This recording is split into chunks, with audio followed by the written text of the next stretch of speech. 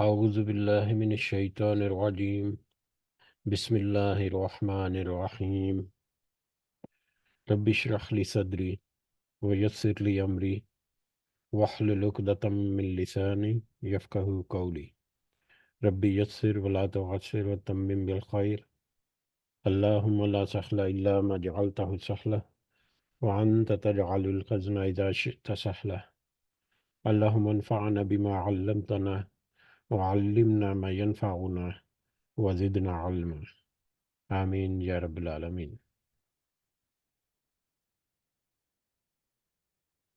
آج ہم انشاءاللہ اللہ کے خاص فضل و کرم سے، اس کی خاص رحمت اور توفیق سے، سورہ شورہ کی آیت نمبر 44، 44 نمبر یا 44 نمبر آیت سے آنورڈ اپنا سبق دیکھیں گے اور کچھ آیات کو سمجھنے کی کوشش کریں گے۔ سب سے پہلے ہم اسی کی حمد اور اسی کا شکر اور اسی کی تعریف کرتے ہیں جس نے ہمیں یہ وقت اور یہ مہلت عطا فرمائی،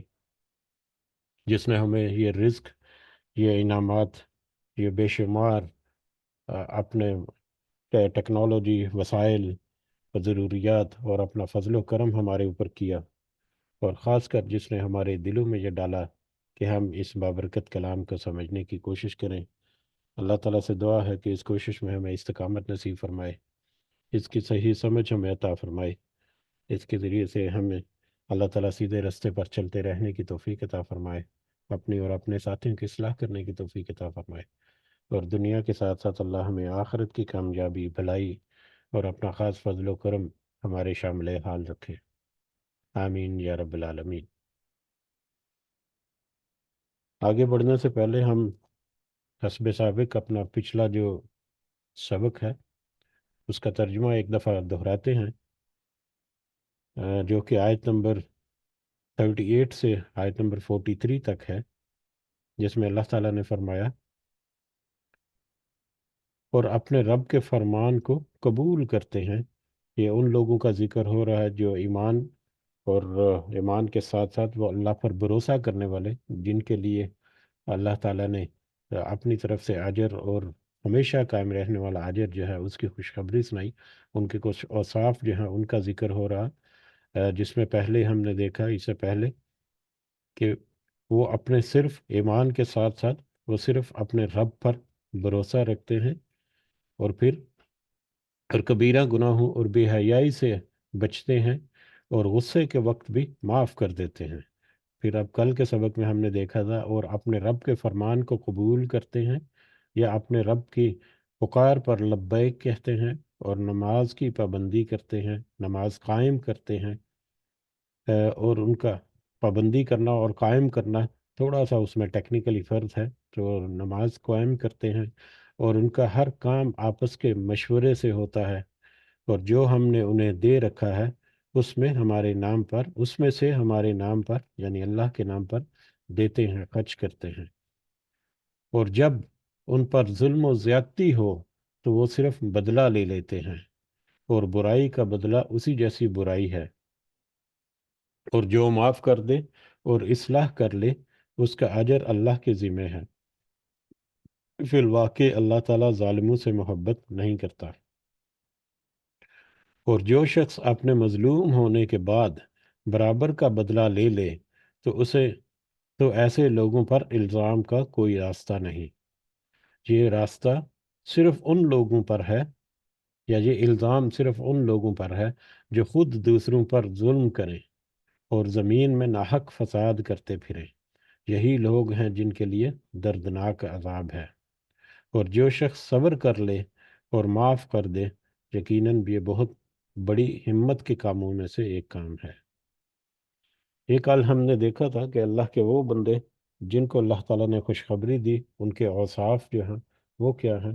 اور آخری آیات میں ہم نے دیکھا کہ جو ظلم اور زیادتی کا بدلہ جب اللہ تعالیٰ ان کو غلبہ عطا فرمائے، یا اللہ تعالیٰ کی طرف سے انہیں یہ موقع میسر ہو جائے کہ اب وہ اس ظلم، زیادتی یا بدلہ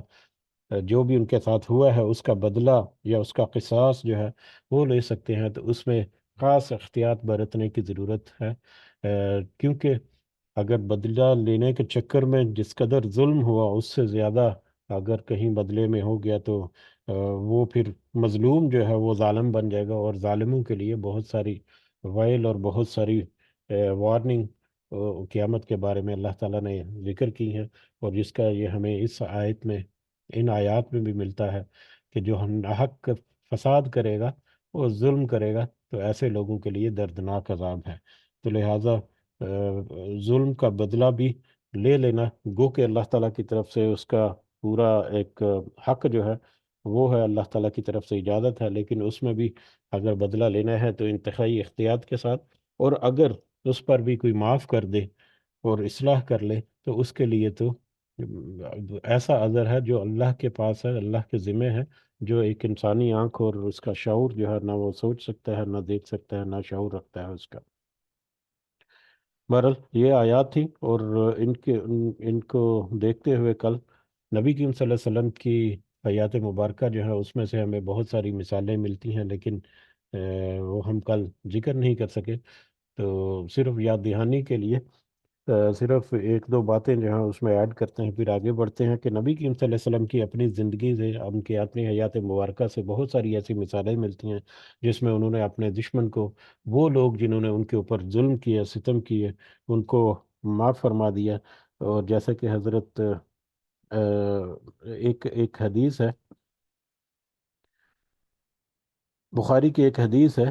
کہ نبی کریم صلی اللہ علیہ وسلم نے اپنی ذات کے لیے کبھی بدلہ نہیں لیا، ہاں اللہ تعالیٰ کی حرمتوں کا توڑا جانا آپ کے لیے ناقابل برداشت تھا۔ تو اللہ تعالیٰ کی حدیں جہاں پر کراس ہو رہی ہوں وہاں پر کچھ ٹھوس اقدامات لینے کی ضرورت ضرور رہتی ہے، لیکن جہاں پر کوئی ذاتی معاملات، ذاتی کوئی ایسا ظلم ہو، ایسا ہو جس میں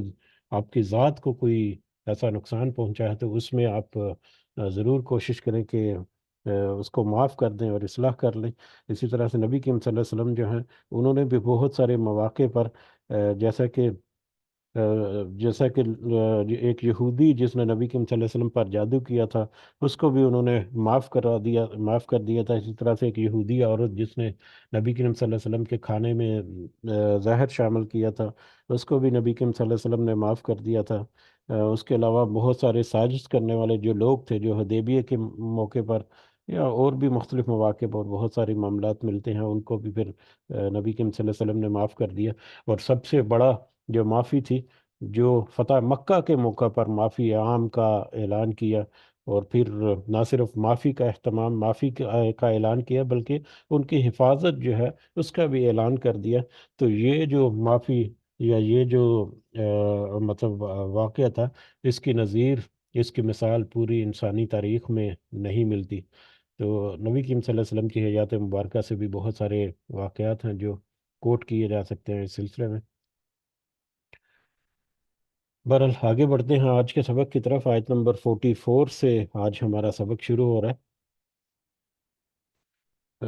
اعوذ باللہ من الشیطان الرجیم۔ وَمَن يُضْلِلِ اللَّهُ، اور جسے گمراہ کر دے اللہ،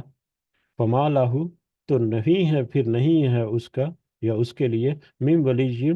کوئی دوست، من بعدہ، اس کے بعد یعنی اللہ کے بعد۔ اگر کوئی اللہ اگر کسی گمراہ کر دے، اب یہاں پر یہ آیت یا اگلی جو تین چار آیات ہم آج دیکھیں گے، ان کا تعلق جو ہے، اگر تو پچھلے جو آیت کے حصے ہیں یا پچھلی آیات جو ہیں ان کے ساتھ جوڑا جائے تو ظلم کے بارے میں یہاں پر ذکر ہوا کہ ایک تو ظالم جو ہے اس کے بارے میں، یا ایک وہ مظلوم جو ظلم کا بدلہ لینے سے اپنی حدوں سے تجاوز کر دے، اس کے لیے بھی بہت ساری وعید اور ویل جو ہے وہ ہے، تو وہ بھی ہو سکتے ہیں۔ جو اس کے علاوہ اس سے پہلے کچھ وہ لوگ جنہوں نے قیامت کا انکار کیا اور قیامت کا الٹا مذاق اڑاتے رہے، اور اس کے برعکس وہ لوگ جو قیامت سے ڈرتے رہے، ان کے بارے میں بھی تھوڑا سا تذکرہ ہوا، اس کی طرف بھی یہ منسوب کی جا سکتی ہے۔ یا اسی سورہ مبارکہ میں آگے کی آیات جو ہیں، آخری آیات مبارکہ، اس میں وحی کے بارے میں، قرآن مجید کے بارے میں ذکر ہے کہ یہ سیدھا راستہ جو ہے نبی کریم صلی اللہ علیہ وسلم جو بتا رہے ہیں، جو اللہ تعالیٰ کی طرف سے نصیحت ہے، تو اس کا جو انکار کرنے والے ہیں، تو مختلف مطلب طرح کے جو لوگ ہیں وہ اس سے کنیکٹ ہو سکتے ہیں، اور آج ہمارے لیے ڈیفینیٹلی یہ آج جو ہے وہ ہمارے لیے سے بھی کھلی ہوئی ہے کہ وہ لوگ جو اللہ تعالیٰ کے ہدایات کا، اس کے نبیوں کی رہنمائی کا، رسولوں کی جو نصیحت ہے اس کا انکار کریں اور اپنی منمانی کریں، تو یقیناً وہ اس دھارے میں شامل ہو جاتے ہیں۔ تو وہ، اور جسے اللہ تعالیٰ گمراہ کر دے، یعنی جو اس نصیحت سے مطلب منہ پھیر کر اپنی منمانی کرتا پھرے، تو پھر اللہ تعالیٰ اس کی رسی کو دراز کر دیتے ہیں اور گمراہی کے راستے پر پھر وہ چل نکلتا ہے۔ فما لہو من ولی من بعدہ، تو اس کے بعد یعنی اللہ کے بعد یا اللہ کے سوا اس کا کوئی دوست باقی نہیں رہتا۔ اگر اس کو دنیا میں اس کی گمراہی کے راستے پر آگے بڑھانے کے لیے اس کو دوست ہو سکتا ہے بہت سارے ملیں گے، اس کو بہت سارے ساتھی ملیں گے جو اس کو در حقیقت اس کی گمراہی میں اس کو مطلب آگے لے کر چلیں گے، شیطان ملیں گے، شیطان صفت انسان ملیں گے جو مختلف طریقوں سے اس گمراہی میں، لیکن اگر اس کو اس گمراہی سے نکلنا ہے تو وہ اللہ تعالیٰ کی طرف اسے لوٹنا ہے۔ اللہ کی واپس طرف لوٹنے کے علاوہ اس کا کوئی راستہ یا کوئی اس کا مطلب کوئی اور طریقہ نہیں ہے کہ وہ اس گمراہی سے نکل جائے۔ اور اگر وہ گمراہی سے نکلے اور اللہ کی طرف واپس رجوع کرے تو اللہ کے سوا کوئی نہیں ہے جو اس کو مطلب واپس تھامے اور اس کو پھر اس گمراہی کے اندھیروں سے یا اس گمراہی کے راستوں سے، بھٹکے ہوئے راستوں سے واپس سیدھا راستہ جو ہے وہ دکھا دے۔ تو بہت سارے مختلف اینگل سے ایسی آیات جو ہیں وہ دیکھی جا سکتی ہیں کہ جسے اللہ گمراہ کر دے، پھر اس کا کوئی دوست نہیں اس کے بعد، اس کو چھوڑ کر، اللہ کے چھوڑ کر کسی اور کی دوستی اگر کرتا ہے تو وہ گمراہی کی طرف ہی جائے گا۔ وہ ترا، اور آپ دیکھیں گے، اور ظالمین، ظالموں کو، اور ایک وقت آئے گا کہ آپ ظالموں کو دیکھیں گے، ان ظالموں کو، لما رأوا العذاب، کہ جب وہ ظالم جو ہے جب وہ عذاب دیکھیں گے، ان ظالموں کی کیا کیفیت ہوگی، ان قریب وہ آپ کے سامنے کھل جائے گی جبکہ وہ ظالم جو ہے وہ عذاب کو دیکھیں گے۔ یقولون، تو پھر وہ کہیں گے، وہ ظالم کہیں گے، حل الی مرد دن، کہ کیا دنیا میں واپسی کی طرف من سبیل، کوئی راستہ ہے، کوئی طریقہ یا کوئی درمیانی راستہ ایسا مل سکتا ہے کہ ہم دنیا میں واپس چلے جائیں؟ جب ان کے اوپر عذاب واضح ہو چکا ہوگا تو پھر اس وقت آپ دیکھیں گے کہ ان کی کیفیت کیا ہوگی، اور اس وقت وہ یہ خواہش کا اظہار کریں گے کہ کیا کوئی ممکن ہے، کیا کوئی ایسا راستہ کوئی نکل سکتا ہے کہ واپس دنیا میں واپس چلے جائیں، یا دنیا میں واپس جانے کا مطلب کہ ایک موقع اور مل جائے کہ آج تو ہم نے یہ سارا کچھ اپنی آنکھوں سے دیکھ لیا، کہ واپس جب جائیں گے تو ایک دوسرا اور موقع ملے تو ہم دوبارہ سے کبھی یہ گناہ نہیں کریں گے اور اسی کے راستے پر چلتے رہیں گے۔ تو یہ ظالم جو ہے جب عذاب کو اپنے سامنے دیکھیں گے تو وہاں سے واپسی کا راستہ جو ہے اس کی خواہش کریں گے۔ وہ تراہم، آپ، اور آپ دیکھیں گے انہیں، ایسے ظالموں کو آپ دیکھیں گے، یعرضون، کہ وہ سب پیش کیے جائیں گے، علیہا، اس پر، یعنی آگ کر۔ ایسے لوگ ظالم جو ہے جب ان کو آگ پر پیش کیا جائے گا تو آپ ان کو دیکھیں گے کہ ان کی حالت کیا ہوگی، خاشعین، کہ وہ سب جھکے ہوئے ہوں گے، من الذل، ذلت کی وجہ سے، ینظرون، وہ سب دیکھتے ہوں گے، من طرف خفی، چھپی نگاہوں سے، کن نگاہوں سے، یا ٹیڑھی نگاہوں سے۔ اب یہاں پر یہ آیت جو ہے اس میں دو طرح کے لوگ جو ہیں ان کا ذکر ہے۔ پہلی طرح کے لوگ کا ذکر جو ہے ہم نے ترجمہ بھی دیکھا کہ جب کسی کوئی ظلم اور زیادتی ہوتا ہے کسی بھی طرح سے، کوئی چاہے اپنی ذات کے اوپر کرے یا کسی بھی طرح سے، ظالم اور مظلوم دو دو طرح کے افراد ہوتے ہیں۔ اب ظالم جو ہے جو دنیا میں جو ظلم کرتا رہا، یا دنیا میں ہم دیکھتے ہیں جو ظالم ہے جس نے ظلم کیا، کوئی زیادتی کی کسی کے ساتھ، کوئی مطلب امن و امان کے میٹر میں آ گیا، مختلف طریقوں سے ہو سکتا ہے، تو وہ ظالم جو ہے در حقیقت وہ حدیں پھلانگ کر بغاوت کی طرف نکل چکا ہوتا ہے۔ اس کو کوئی فکر نہیں ہوتی کہ کوئی اس کو اگر مطلب اس کے پاس وسائل کہہ لیں یا جس معاملوں میں وہ ظلم کرتا ہے اس کے اوپر کوئی کوئی نہ کوئی اس کے بیک گراؤنڈ میں یا اس کے پیچھے کوئی نہ کوئی سپورٹ ہوتی ہے جس کی وجہ سے وہ دندناتا پھرتا ہے۔ ابھی اگر ہم دیکھیں کہ یہ چور ڈاکو یا اس طرح کے جو جتنے بھی مطلب لوگ مجرم ہیں وہ کس طرح سے دندناتے پھرتے ہیں کہ ان کے پیچھے کسی نہ کسی صاحب اختیار کا یا کسی نہ کسی ایسے لوگوں کا آشیواد یا مطلب اس کا سہارا رہتا ہے جس کی بنیاد پر وہ مطلب بے خوف ہو جاتے ہیں اور پھر وہ دندناتے پھرتے ہیں کہ ان کو لگتا ہے کہ جتنا مرضی ظلم کریں ہمیں تو کوئی پوچھے گا نہیں، اور اگر ہم پکڑے بھی گئے تو ہم اس طرح سے چھوٹ جائیں گے. تو اس طرح سے وہ بے خوف ہو چکے ہوتے ہیں. اور دوسری طرف وہ لوگ جو مجبور ہوتے ہیں، جو جو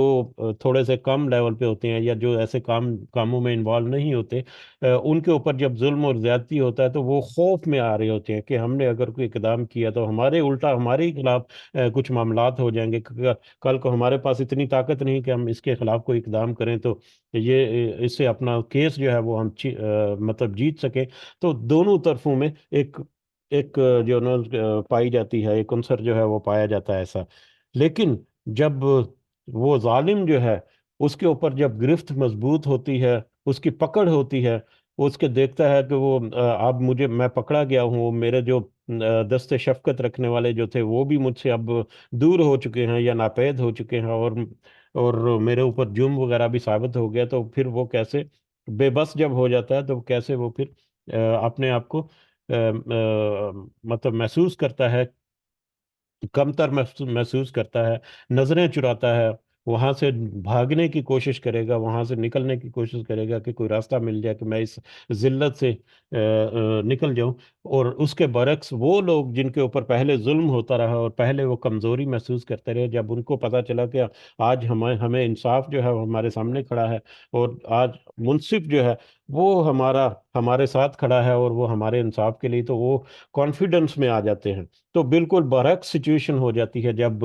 انصاف جب ہوتا ہے. تو اسی طرح سے یہ آخرت میں بھی یہ دونوں طرح کے لوگ جو دنیا میں ظلم کرتے ہوئے دندناتے پھرتے رہے، وہ جو ہیں آخرت میں جب ان کا انجام ان کے سامنے ہوگا، اور کہیں پر ان کو بچنے کا کوئی راستہ نہیں ملے گا، اور پھر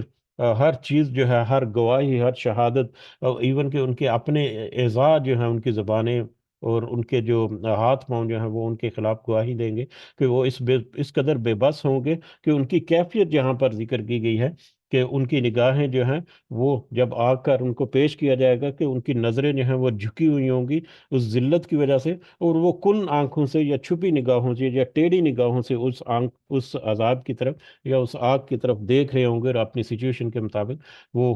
کہ اتنے بے بس ہوں گے کہ ان کا کوئی بس نہیں چل رہا ہوگا کہ وہ کہیں پر چھپ جائیں یا کہیں پر اپنے آپ کو اس ذلت سے بچا لیں. لیکن اس کے برعکس وہ لوگ جن کو دنیا میں مطلب کمزور حقیر سمجھتے رہے، اب وہ وہاں پر جب اپنا انصاف کو دیکھیں گے تو وہ تھوڑا سا کانفیڈنس میں آ جائیں گے. تو وہ کیا کہیں گے؟ وقال الذین آمنوا، اور وہ لوگ جو ایمان لائیں، ان الخاسرین، وہ لوگ جو ایمان لائے وہ کہیں گے دنیا میں جو مطلب سختیاں برداشت کرتے رہے، اللہ تعالیٰ کے احکامات پر چلنے کے لیے صبر کرتے رہے، شکر بھی کرتے رہے، تو وہ لوگ جب آخرت میں ان لوگوں کو جو ظالم تھے ان کو دیکھیں گے تو کہیں گے ان الخاسرین، کہ بے شک سب خسارے پانے والے، الذین خسروا، وہ لوگ ہیں جن سب نے خسارے میں ڈالا، انفسہم و اہلیہم، اپنے آپ کو اور اپنے گھر والوں کو یا اپنے اہل کو، یوم القیامتی، قیامت کے دن. وہ اس دن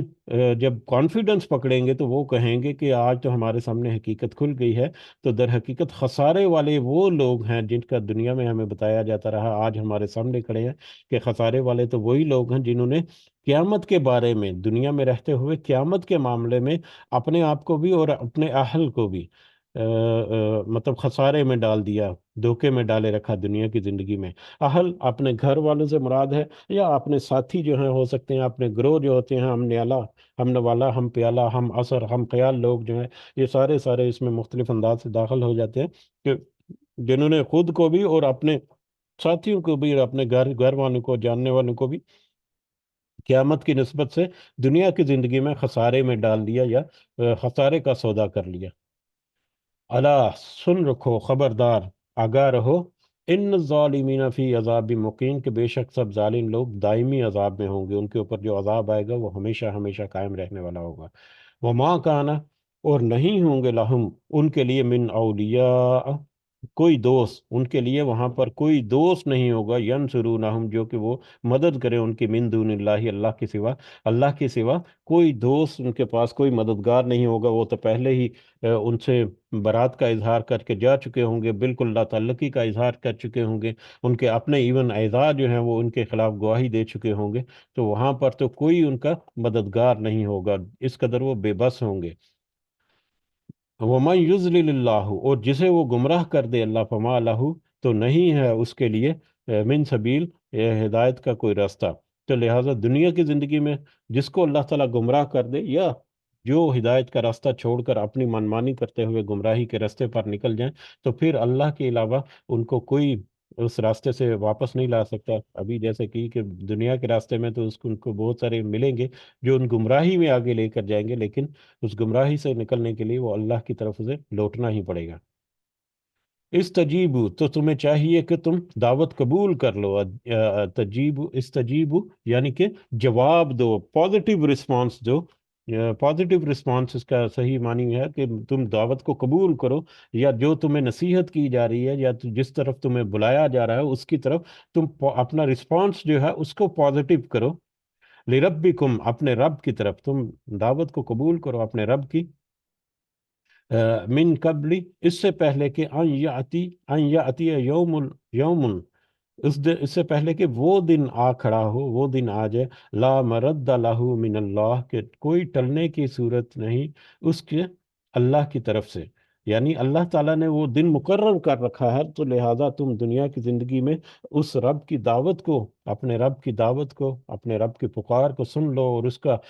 پازیٹیو رسپانس کرو، اس دعوت کو قبول کرو، اس سے پہلے کہ تمہارے اوپر وہ دن آ کھڑا ہو، جس کے دن کے ٹلنے کی کوئی صورت نہیں ہے، جس دن کو اللہ تعالیٰ نے مقرر کر رکھا ہے، جو اٹل ہے، حقیقت ہے، اور جس میں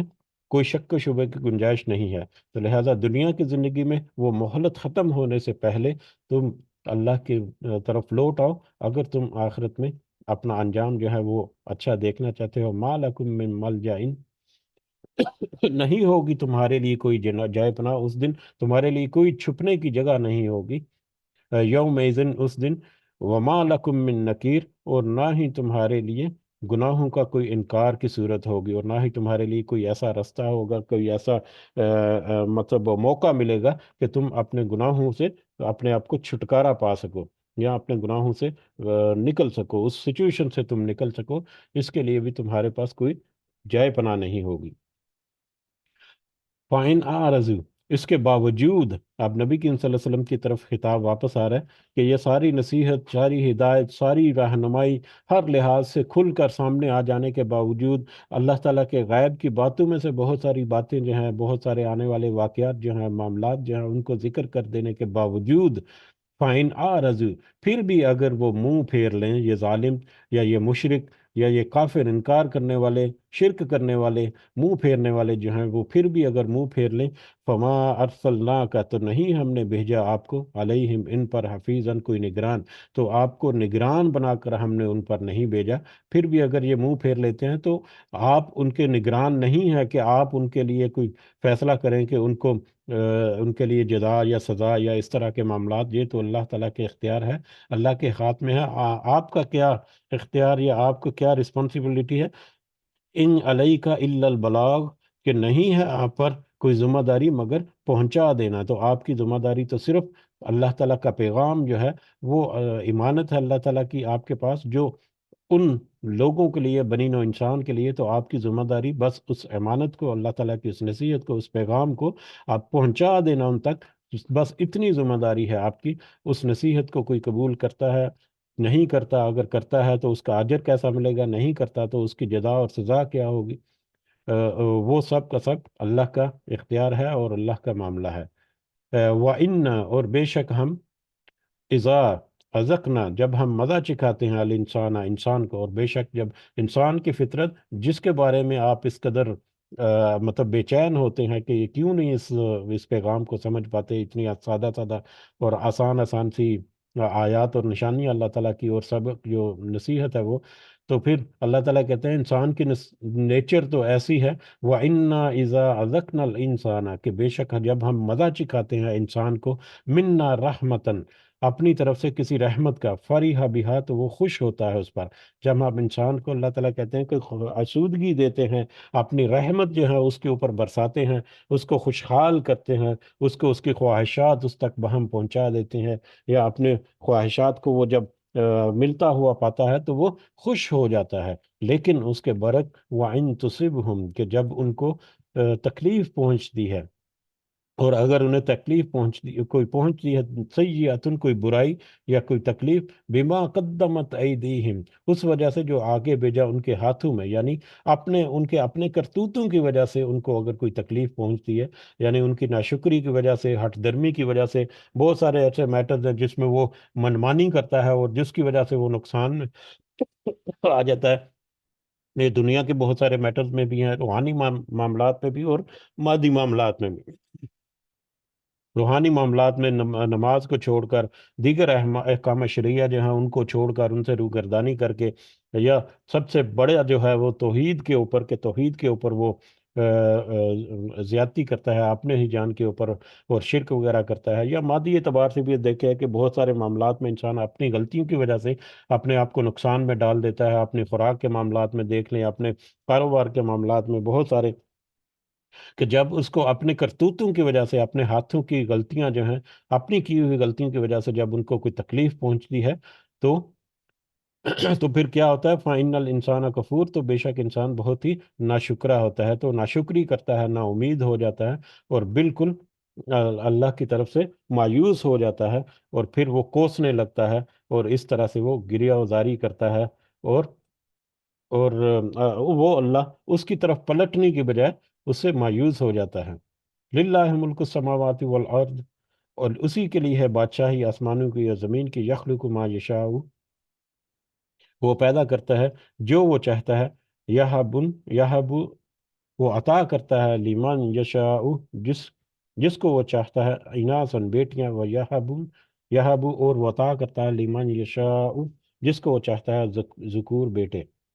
میرا خیال ہے اسی آیت پہ رکتے ہیں ہم، آیت نمبر 48 پر۔ اس سے آگے کی کچھ آیات باقی ہیں اس سورہ مبارکہ کی، تو وہ ہم انشاءاللہ اگلے سبق میں دیکھیں گے انشاءاللہ، کیونکہ ہمارا ایک انڈرسٹینڈنگ تھی کہ ہم کچھ وقت جو ہے وہ رمضان کے سلسلے میں وقف کریں گے، تو یہیں پہ رکتے ہیں ہم۔ تو یہاں پر ہم نے دیکھا کہ وہ لوگ جو ظالم ہیں، جنہوں نے ظلم کیا،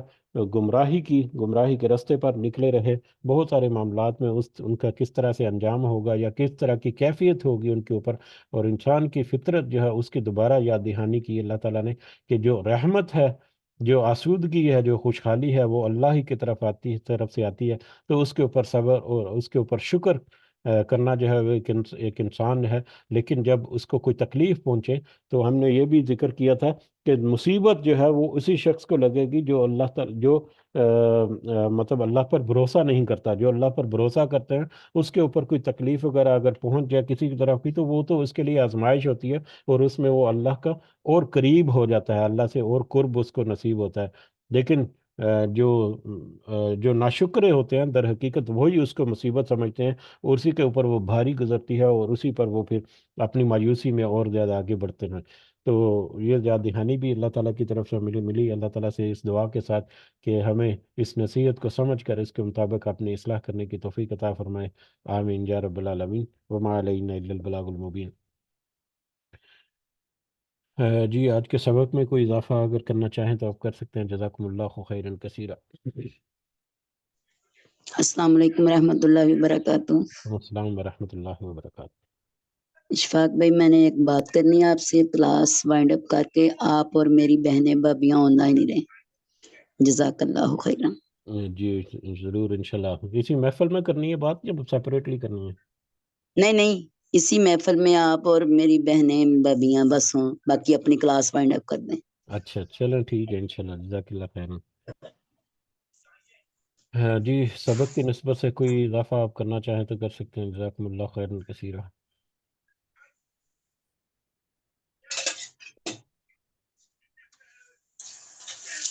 جی، اگر سبق کے متعلقہ کوئی اضافی بات نہیں ہے تو ہم اپنے اگلا جو ہے موضوع اس کی طرف بڑھتے ہیں۔ کل شفیق صاحب نے ذکر کیا تھا، لیکن آج شفیق صاحب غائب ہو گئے ہیں یہاں سے۔ ممکن ہے کہ وہ مصروف ہوں۔ اللہ تعالیٰ ان کو جزائے خیر دے کہ وہ اپنی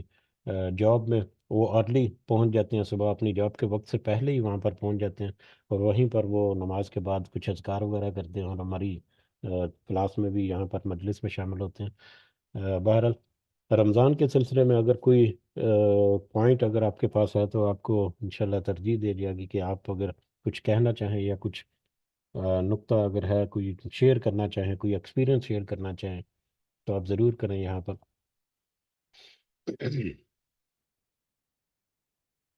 ادروائز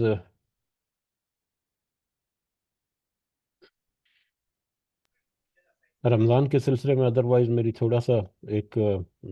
مطلب میرے سامنے میری نظر کے سامنے سے کل ایک چھوٹی سی تحقیق جو ہے وہ گزری ہے۔ جی آپ کچھ کہنا چاہ رہی ہیں باجی؟ نہیں نہیں، آپ بات کریں، وہ انشاءاللہ ضرور رمضان کے ٹاپک پہ بات کریں گے، شیئر کریں گے حدیثیں، آیات، ٹینشن نہیں لینی ہے آپ نے، آپ کے ساتھ ساتھ ہیں انشاءاللہ ہم۔ جزاک اللہ خیر، جزاک اللہ خیر۔ جی تو رمضان کے سلسلے میں ایک چھوٹی سی ایک کتابچہ کہہ لیں یا ایک تحریر کہہ لیں جو میرے سامنے ہے ابھی، تو یہ شفیق صاحب آ گئے ہیں۔ جی شفیق صاحب السلام علیکم رحمۃ اللہ وبرکاتہ۔ جی وعلیکم السلام ورحمۃ اللہ، کیا حال ہے، کیسے ہیں؟ میں تھوڑا لیٹ ہوں کیونکہ ڈیوٹی کا کوئی مسئلہ کچھ ایسے ہوتا ہے تو میں دیر سے مجھے اس میں آنا پڑتا ہے۔ جزاک اللہ خیر۔ یہ شفیق بھائی کو نا مٹھائی اشفاق میری طرف سے کھلا دیں۔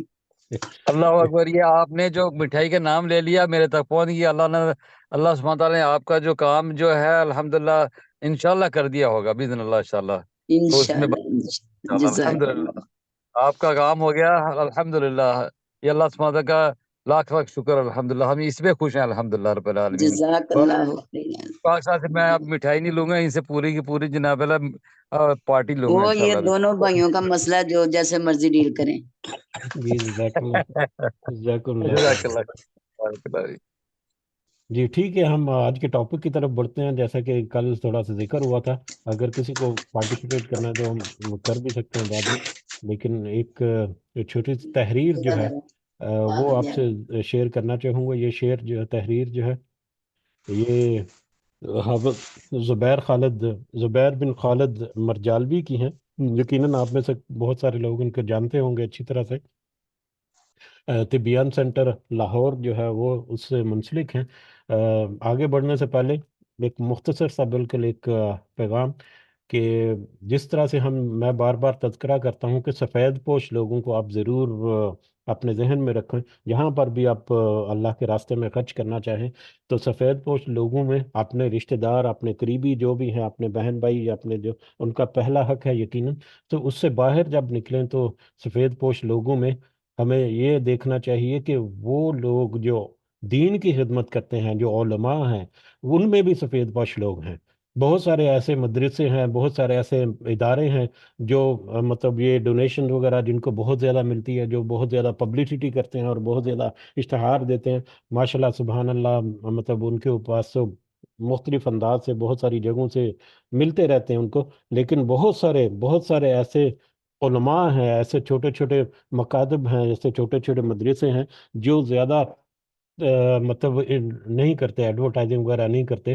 تو یہ لوگ جو ہیں، یہ ایسے لوگ بھی سفید پوش ہیں۔ تو اپنے علماء کے صفوں میں، اپنے وہ لوگ جو دین کی خدمت کرتے ہیں ان کی صفوں میں بھی بہت سارے سفید پوش ہیں۔ دوسرے جو ہیں جن کے پاس اللہ تعالیٰ نے وسائل ان کو دیے ہیں، ان کی اگر ذاتی زندگی دیکھیں تو وہ بڑی پرسکون اور عائش کے ساتھ اپنی زندگی گزارتے ہیں۔ ایسے بڑے بڑے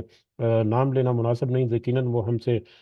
بہت بہتر لوگ ہیں جنہوں نے اپنی زندگیاں جو ہیں وہ اللہ کے لیے وقف کر دیں۔ تو ان کا حق ہے کہ وہ اس میں سے اپنا حصہ زندگی گزارنے کا وہ لیں، لیکن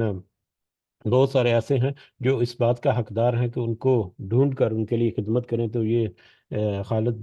حافظ زبیر بن خالد مرجالوی جو ہے، میرا ذاتی طور پر ان سے انٹریکشن جو ہے کبھی کبھی ہوتی رہتی ہے، تو یہ بھی اپنے جو معاملات ہیں، کچھ آن لائن انہوں نے سٹور بنائے ہوئے ہیں جس میں مسواک وغیرہ یا عطر وغیرہ یا اس طرح کی جو اسلامک سے ریلیٹڈ پروڈکٹس وغیرہ ہے اس کو سیل کرتے ہیں آن لائن۔ اپنے معاملات کو چلانے کے لیے. اس کے علاوہ یہ بہت سارے ایسے کورسز کراتے ہیں جو آج ہماری نسل کے لیے بہت ضروری ہیں، کہ مطلب جدید یہ جو اپلیکیشن وغیرہ ہیں، مختلف سافٹ ویئرز وغیرہ جو ہیں، ان کو استعمال کر کے اسلامک ریسرچ کا کام کیسے کیا جا سکتا ہے، احادیث کو اور آیات کو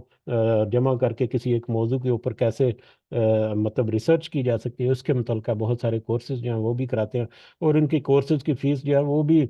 500 روپیہ، 1000 روپیہ یا 1500 روپیہ، مطلب 1500 بھی میں نے کم ہی دیکھی، 1000 روپیہ، 500 روپیہ اتنی فیس رکھ کے یہ 2 2 3 3 6 6 مہینے کا کورس بھی کراتے ہیں. تو اس طرح سے یہ دین کی خدمت جو ہے وہ بہت کر رہے ہیں. اور اس کے علاوہ یہ اپنا ایک مدرسہ یا اپنا ایک مرکز جو ہے، اسلامک سینٹر جو ہے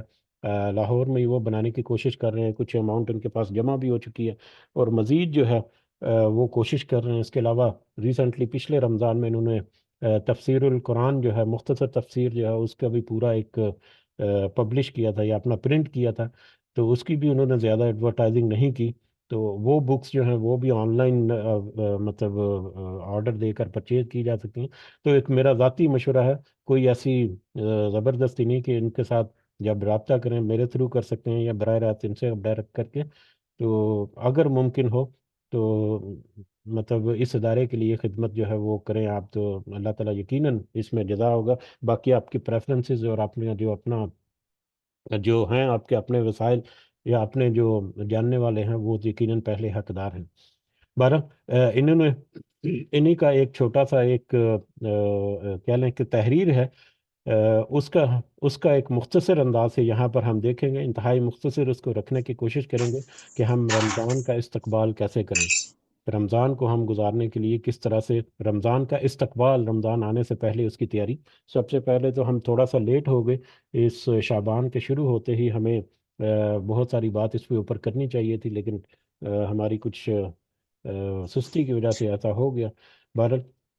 اس میں اگر ہم دیکھیں تو مختصر انداز سے کہ ماہ شعبان کے روزے رکھنے کی فضیلت ہے، یہ ساری احادیث کے ساتھ مطلب اور آیات کو کوٹ کر کے انہوں نے یہ تحریر جو ہے وہ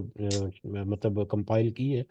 کہ ماہ شعبان کے روزے رکھنے کی کیا اہمیت ہے. چھوٹے ہوئے روزوں کی قضاء کا بہترین جو وقت ہے وہ کیونکہ اگلے رمضان آنے سے پہلے پہلے جو بھی چھوٹے ہوئے روزے ہیں ان کو روزہ رکھنا ضروری ہے. تو لہٰذا چھوٹے ہوئے روزوں کی قضاء جو ہے وہ اسی مہینے سے پہلے پہلے یا اس مہینے کے اندر اندر مکمل کر لینا. ماہ رمضان کی عظمت جو ہے، کس قدر عظیم مہینہ ہے، اس کا ہمیں سوچ سمجھ ہونی چاہیے کہ یہ کوئی معمولی دن نہیں ہے، معمولی راتیں نہیں ہیں، یہ عظیم ترین دن اور عظیم ترین راتیں خاص کر جو ہیں یہ ان کا مہینہ ہے. یہ اسی طرح سے نیتوں کو اپنا کمپوز کر کے واپس اچھے طریقے سے بہتر کرنا، رمضان کے لیے تیاری کے لیے اپنے دلوں کو صاف کر لینا، درگزر وغیرہ کرنا، دوسروں کے ساتھ کوئی معاملہ ہو چکا ہے، اگر صاحب کا گناہ ہے تو ان سے توبہ کرنا. توبہ کی ساری شرائط ہم نے بار بار دہرائی ہیں اپنے قرآن کی بھی اور حدیث کی کلاس میں بھی. تکبیر اولیٰ کا اہتمام کرنا، 40 دن جو تکبیر کے ساتھ تکبیر اولیٰ کے ساتھ جو نماز کا اہتمام کرے گا، اس کے لیے ایک بہت بڑی بشارت ہے، اس کا یہاں پر تذکرہ ہمیں ملے گا. رمضان کے مسائل سیکھنا کہ رمضان کو گزارنے کے کیا طریقے ہیں، کیا آداب ہیں، کیا اس کے مسائل ہیں، رمضان کے بارے میں دعاؤں کو اپنی معمول میں مطلب لے کر آنا، نیکی میں رغبت پیدا کرنا، نظام الاوقات کو ترتیب دینا، اور غرباء اور مساکین کی مدد کرنا. تو یہ مختصر سے ٹاپکس ہیں جو اس میں ڈسکس کیے ہوئے ہیں. اگر ہم انتہائی مختصر الفاظ میں ان کو ایک دفعہ دیکھیں تو رمضان کا مہینہ جو ہے یہ جنت کی بشارت اور جہنم سے نجات کا مہینہ ہے. یہ میں نے کچھ ہائی لائٹ کیے ہیں، اس میں سے کچھ پوائنٹ باقی یہ میں آپ کے ساتھ شیئر کروں گا، تو اس کو آپ ضرور ایک دفعہ دیکھ لیجئے. اور یقیناً بات شروع کرنے سے پہلے آپ کے سامنے بہت سارے آپ نے پروگرام اٹینڈ کیے ہوں گے، بہت سارے سوشل میڈیا پر بھی آئے ہوں گے، گو کہ یہ ساری چیزیں ہو سکتا ہے کہ آپ کی نظروں سے گزری ہوں، لیکن ہمارا مقصد جو ہے وہ ایک یاد دہانی ہے یا تائید تازہ ہے کہ جس رمضان میں انٹر ہونے سے پہلے ہم اس کو ایک دفعہ پھر یاد کر لیں کہ رمضان کا مہینہ جو ہے جنت کی بشارت اور جہنم سے نجات کا مہینہ ہے. یہ ماہ رمضان 1 سال بعد ہمارے پاس صرف 1 ماہ کے لیے مہمان بن کر آتا ہے، اور جس طرح سے مہمان کی توازی کی جاتی ہے اس طرح سے اس مہینے کی توازی کرنا جو ہے یہ ہمارے لیے ضروری ہے، یہ اہم ہے. اس کے بعد اگر ہم دیکھیں تو شعبان کے روزے جو ہیں، نبی کریم صلی اللہ علیہ وسلم شعبان کے میں اکثر جو ہے روزے جو ہیں کثرت سے رکھتے تھے. رمضان کے علاوہ سب سے زیادہ روزے جو ہیں وہ شعبان میں رکھتے تھے نبی کریم صلی اللہ علیہ وسلم جو ہے. اس کے بارے میں کچھ احادیث بھی ہمیں اس میں ملیں گی، اور نصف شعبان کے بعد روزے جو ہیں وہ اس کے بارے میں بھی حدیث ملتی ہے، لیکن یہ ان لوگوں کے لیے جو روزے رکھنے کی عادت نہیں ہے، یا جو بالکل بھی نہیں رکھتے تھے، لیکن ایام بید وغیرہ کے روزے جو ہیں ان کے متعلقہ اس کے احکامات، لیکن نبی کریم صلی اللہ علیہ وسلم کی سنت یہی رہی ہے کہ وہ پورا شعبان نہیں، یعنی کہ 29 دن یا 30 دن پورے نہیں، ایک آدھ خاص کر آخری جو شعبان کا دن ہے اس کا روزہ نہیں رکھتے تھے، اس کے علاوہ باقی بھی کثرت سے سب سے زیادہ رمضان کے علاوہ اسی مہینے میں روزے رکھتے تھے نبی کریم صلی اللہ علیہ وسلم۔ اسی طرح سے چھوٹے ہوئے روزے جو ہیں ان کی قضا کرنا، وہ خاص کر خواتین کے میٹر میں کچھ ہر بار کچھ نہ کچھ روزے جو ہیں وہ چھوٹ جاتے رہتے ہیں، تو ان کی قضا گو کہ پورا سال ہی وہ چلتی رہتی ہے، لیکن اگر پھر بھی باقی رہ جائیں تو شعبان جو ہے وہ بہترین ایک موقع ہے کہ اس میں روزے کا ثواب بھی مل جائے گا شعبان کے روزے کا، اور وہ قضا جو ہے وہ بھی ہو جائے گی۔ تو اس کے السلام بارے میں علیکم، معذرت کے ساتھ جی جی اشفاق، جی یہ جی ڈسکس کل کریں گے، میرے پاس ٹائم بہت کم ہے، اچھا فی چلیں الحال میں ٹھیک اکیلی ہوں، پھر سب نے آ جانا ہے۔ ہے، ٹھیک ہے، جزاک اللہ خیر انشاءاللہ۔ جی، رمضان میں چھوٹے ہوئے روزے جو ہیں، اس کے علاوہ ماہ رمضان کی عظمت جو ہے یہ ہمارے ذہن میں بہت ضروری ہونی چاہیے کہ یہ کس قدر عظیم مہینہ ہے جو اللہ تعالیٰ نے ہمیں نصیب کیا ہے، اسی لیے ہم بار بار دعا کر رہے ہیں، اللہم بلغنا رمضان، کہ اے اللہ ہمیں رمضان نصیب فرما، رمضان عطا فرما۔ اور نبی کریم صلی اللہ علیہ وسلم کی بھی یہ دعا رہتی تھی، اور صحابہ کو بھی انہوں نے تعلیم دی تھی کہ رمضان کو پانے کے لیے دعا کرنا جو ہے، کیونکہ یہ رمضان جو ہے یہ ایک بہت ہی جلیل القدر جو ہے وہ مہینہ ہے، اس میں لیلۃ القدر جو ہے اس کی خاص اہمیت ہے، لیکن اس کا مطلب یہ نہیں ہے کہ صرف اور صرف لیلۃ القدر یا ایک رات ہی اہم ہے، بلکہ پورا مہینہ جو ہے وہ انتہائی اہم ہے۔ یہ پورا جو ہے اس میں ہم نے آپ دیکھیں گے تو اس میں یہ ایک واقعہ جو ہے وہ بھی ذکر ہوا ہے، جو ہم نے پہلے حدیث میں لیکچر میں ایک دفعہ غالباً ہم نے ذکر کیا ہوا پہلے، کہ دو لوگ تھے جو ایک ساتھ تو اسلام لے کر آئے، ان دونوں میں سے ایک جو ہے وہ تو بہت محنتی تھا، بہت محنت کرنے والا تھا دین کے معاملے میں بھی، اور پھر ایک جہاد میں وہ شہید ہو گیا، جبکہ دوسرا شخص جو ہے وہ 1 سال تک مزید زندہ رہا اور پھر وہ فوت ہوا۔ تو حضرت طلحہ رضی اللہ تعالیٰ عنہ نے ایک خواب دیکھی، جس میں انہوں نے دیکھا کہ جنت کے دروازے پر جو تین، یعنی حضرت طلحہ اور وہ دو افراد جو ہیں، اشخاص جو ہیں وہ کھڑے ہیں، تو جنت کے اندر سے ایک شخص آیا اور اس نے پہلے وہ شخص جو 1 سال بعد فوت ہوا تھا، حالانکہ وہ زیادہ محنتی نہیں تھا اپنے اسلام کے معاملے میں، دین کے معاملے میں، اور نہ ہی وہ شہید ہوا تھا، اپنی طبی موت جو ہے وہ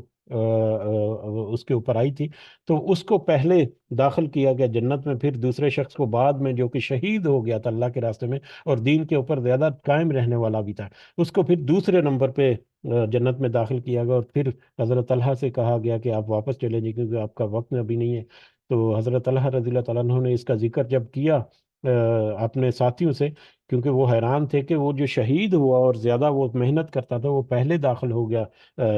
وہ بعد میں داخل ہوا، اور جس کو 1 سال زیادہ ملا تھا وہ پہلے داخل ہو گیا، اس پر ان کی حیرت تھی۔ تو نبی کریم صلی اللہ علیہ وسلم کے ساتھ جب یہ واقعہ پہنچا تو آپ صلی اللہ علیہ وسلم نے فرمایا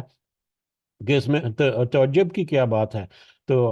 لوگوں نے عرض کیا کہ وہ تو مطلب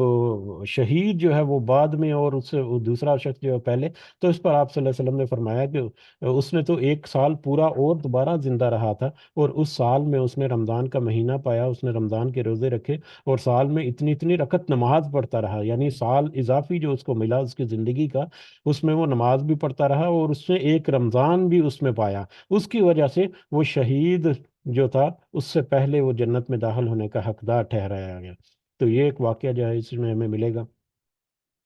تو یہ اہم بات ہے۔ اس کے علاوہ نیتوں کو خالص کرنا، اپنی نیت کو سب سے پہلے تو خالص کر لینا رمضان کی آمد سے پہلے ہی، کہ رمضان کو اچھے طریقے سے گزارنا ہے، اس کی برکات کو سمیٹنا ہے، اس میں اپنے آپ کو جہنم سے آزاد کرانا ہے، یا اس طرح کے جتنے ہیں معاملات پہلے سے بڑے ٹھوس ارادہ کر کے اپنی نیت، اپنے ارادے کو مضبوط کر لینا جو ہے، اس کے متعلقہ ہمیں بہت کچھ ملے گا اس میں۔ اس کے علاوہ دلوں کو صاف کر لینا، ہی کینہ، حسد، خواہشات نفس، عداوت، دشمنی، ناشکری، نافرمانی، ہر طرح کے اس طرح کے معاملات جو ہیں ان سے اپنے آپ کو تھوڑا سا بچا لینا، رمضان کی تیاری کے سلسلے میں اس کی پہلے سے تیاری کر لینا، یہ بھی ایک انتہائی اہم جو ہے ہمارے لیے۔ اس کے علاوہ اگر دیکھا جائے تو رمضان کی نعمت نعمت الہی کا احساس کرتے ہوئے شکر ادا کرنا کہ اللہ تعالیٰ کا شکر ہے کہ اس نے یہ رمضان جو ہے ہمارے لیے نصیب کیا ہے۔ اس کے علاوہ پچھلے جو گناہ ہیں ان کی توبہ کرتے رہنا، یہ رمضان کی تیاری میں بہت اہم موضوع ہوتے ہیں کہ انسان ذہنی طور پر بھی تیار رہے اور جسمانی طور پر بھی اس کے لیے تیار رہے۔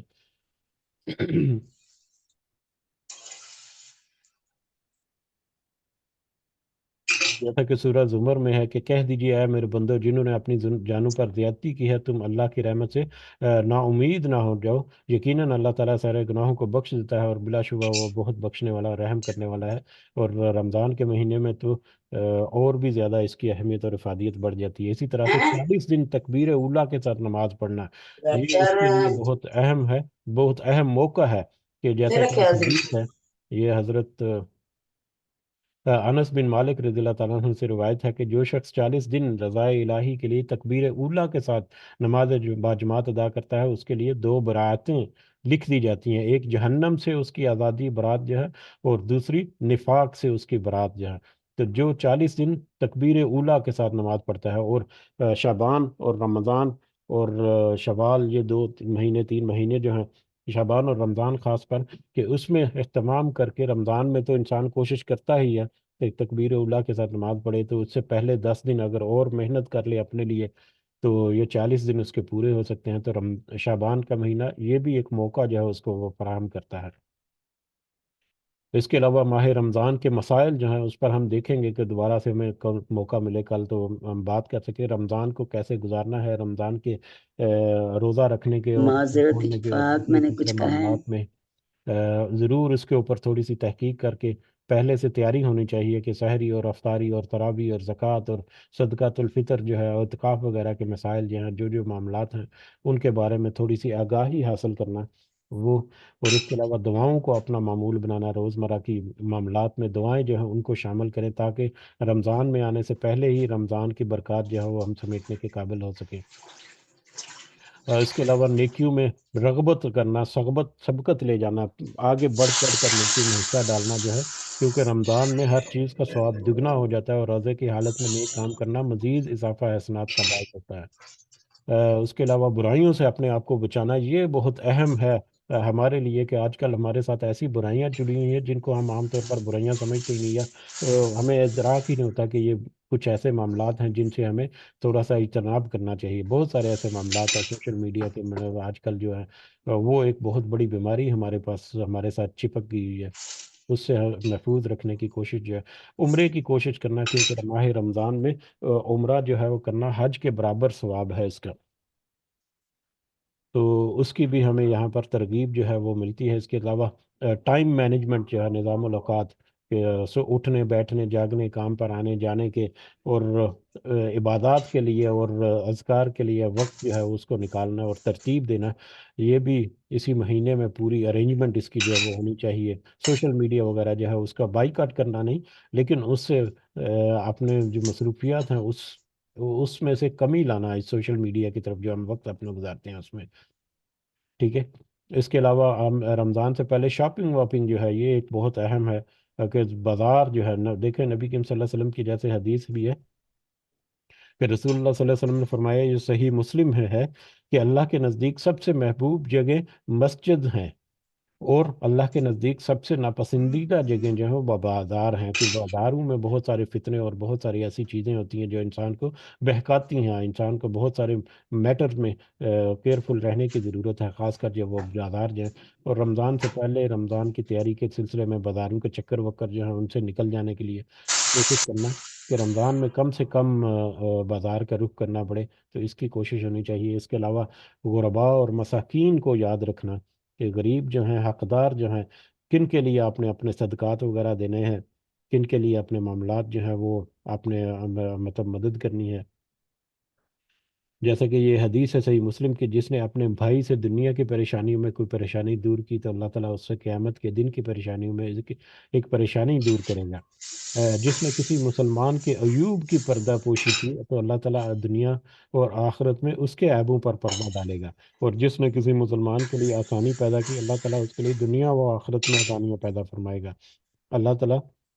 اس وقت تک نیک بندے کی مدد کرتا رہے گا جب تک بندہ اپنے بھائی کی مدد میں رہتا ہے.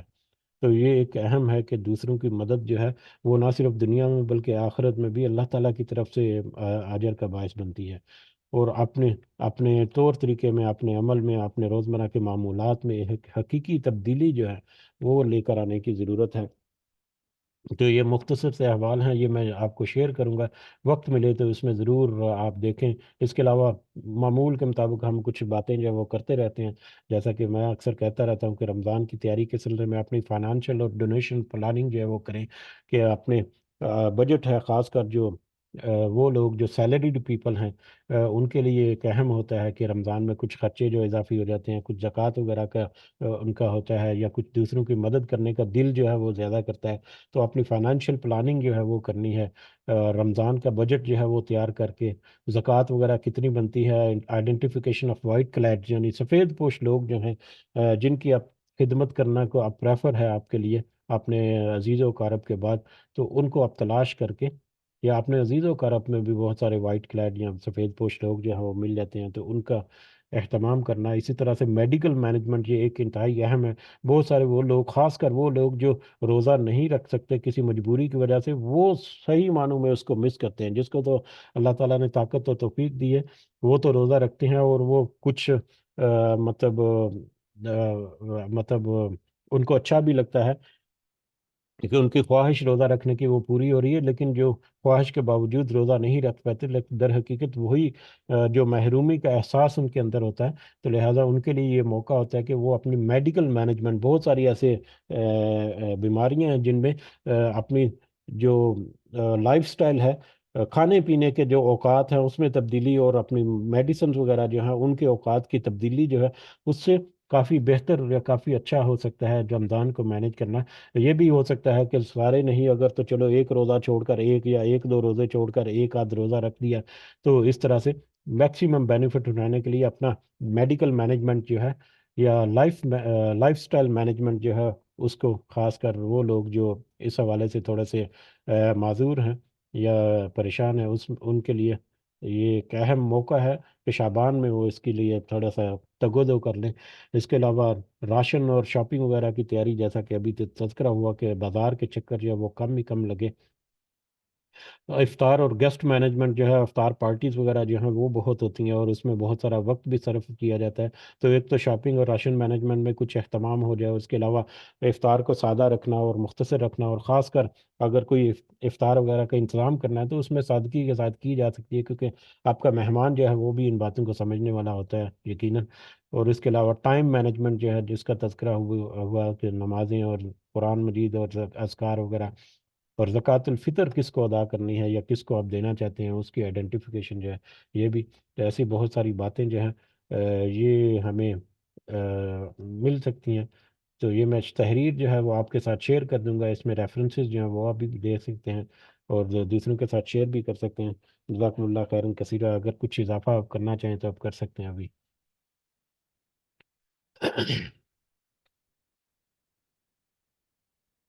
گو کہ بہت سارے ڈفرینٹ انداز سے یہ ذکر کیا جا سکتا تھا، لیکن کیونکہ وقت تھوڑا سا مختصر ہے، اور ہم اپنی اس جو ٹارگٹ ہے اس میں لیٹ بھی ہو گئے اس کو شروع کرنے میں، تو لہٰذا آج جو ہے شعبان کے دائرے میں، اور کل آپ ضرور پارٹیسپیٹ کریں کہ رمضان کو کس طرح گزاریں، یا رمضان کے آداب کیا ہیں، روزے کے دوران کیسی زندگی ہونی چاہیے، یا کیسے اٹھ بیٹھ کے لائف سٹائل کیسا ہونا چاہیے. اس کے اوپر اگر کچھ آپ کے پاس مواد ہو، یا کوئی ایسی تحریر ہو یا کچھ ہو، تو آپ شیئر بھی کر سکتے ہیں. آپ نے ہماری جو گروپ ہے اس میں بھی آپ شیئر کر سکتے ہیں. تو میرا خیال ہے کافی ہے یہیں تک. اللہ تعالیٰ سے دعا ہے کہ جتنی ہم نے کوشش کی، یا جتنا ہم نے اپنے نظروں سے گزرا، ہمارے کم از کم اتنا جو ہے وہ تو ہمارے لیے آسان کر دے. اس کے اوپر عمل کرنا ہمارے لیے آسان کر دے، اور ہمیں توفیق دے کہ ہم اس کو اس کے مطابق اپنے اصلاح کر سکیں. آمین یا رب العالمین. آگے بڑھتے ہیں اختتام کی طرف. دعاؤں میں ضرور یاد رکھیں اللہ تعالیٰ سب کا حامی و ناصر ہو. جو بھی اللہ تعالیٰ کی طرف سے آزمائشیں آتی ہیں، اللہ تعالیٰ ہمیں ان آزمائشوں پر اپنے ایمان کو مضبوط رکھتے ہوئے ان پر قائم رکھنے کی، اور ان آزمائشوں کو کے اوپر پورا اترنے کی توفیق عطا فرمائے. ہمارے والدین جو اس دنیا میں حیات ہیں اللہ تعالیٰ انہیں صحت سے بھرپور زندگی عطا فرمائے. جو اس دنیا سے گزر گئے ہمارے والدین اور بہن بھائی اور عزیز و اقارب سارے مومنین اور مومنات اللہ تعالیٰ سب کو جنت الفردوس میں اعلیٰ مقام عطا فرمائے. رب ارحمہما کما ربیانی صغیرا رب ارحمہما کما ربیانی صغیرا رب ارحمہما کما ربیانی صغیرا. ربنا آتنا في الدنيا حسنة وفي الآخرة حسنة وقنا عذاب النار. ربنا ظلمنا أنفسنا وإن لم تغفر لنا وترحمنا لنكونن من الخاسرين. ربنا تقبل منا إنك أنت السميع العليم وتب علينا إنك أنت التواب الرحيم. سبحان ربك رب العزة عما يصفون وسلام على المرسلين والحمد لله رب العالمين. سبحانك اللهم وبحمدك أشهد أن لا إله إلا أنت أستغفرك وأتوب إليك. جزاكم الله خيرا كثيرا. السلام علیکم ورحمۃ اللہ وبرکاتہ.